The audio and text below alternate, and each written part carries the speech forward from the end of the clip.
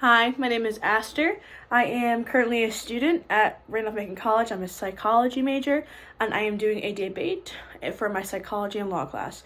This debate pertains to trans teens and the medical treatments that they receive, therefore, and how that, if it is prohibited under any law or ban or anything of that nature, it does violate the Equal Protection Clause of the 14th Amendment.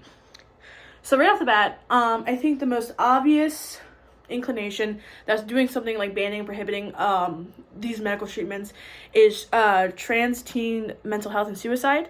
No matter what, being a transgender teenager is kind of a toll because of how widely debated their existence kind of is, which is not great. So in the household itself, a good portion of families either will or will not accept. It's just how unfortunately it is. But on top of that, if they do, their family does support it, going to try and get some medical treatments for it wouldn't be possible. This would lead to suicide or suicide ideation, which already is happening for parents or families who do not support their children as is. And I can only imagine that those rates would skyrocket if it was prohibited. In going into said medical treatments, I know that's also a widely debated topic. I know one of the arguments for this case is that hormone blockers are not great for the body. And while I will not say that you're not wrong, because, your body should be able to just kind of develop as need be, this isn't necessarily an end-all be-all for trans teens. So for hormone blockers, everybody has two sets of hormones. You have your estrogen and then your testosterone. So women naturally or assigned female birth people have naturally higher estrogen in their body.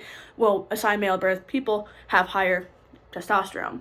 And so when a teenager or somebody under the age of 17 comes into the clinician after they've gone through criteria and phases, and they're like, hey, I want to take hormone blockers. The hormone blockers target the secondary hormone that is not assigned with them at birth. So let's say, for example, a trans man who was originally assigned female at birth comes in and says, hey, I want to do hormone blockers. The hormone blockers would block the estrogen, but would let the testosterone go.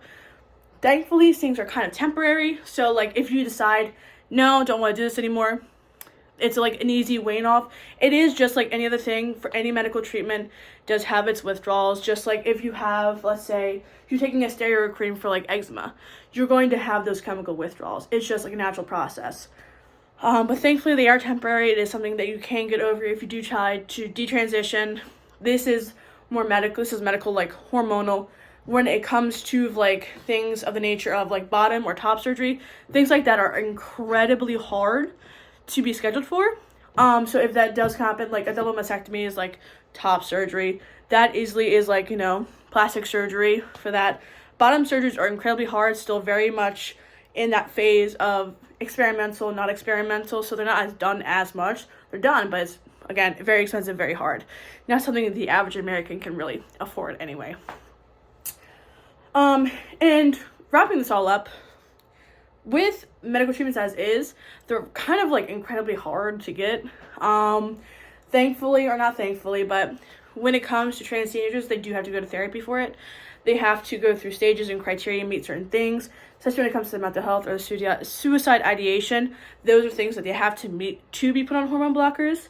So these are things that you cannot easily get into just because you felt like it. Which I know is another argument of just it's so easy to just become trans. It's really not. It takes a lot of money, a lot of work, and a lot of time.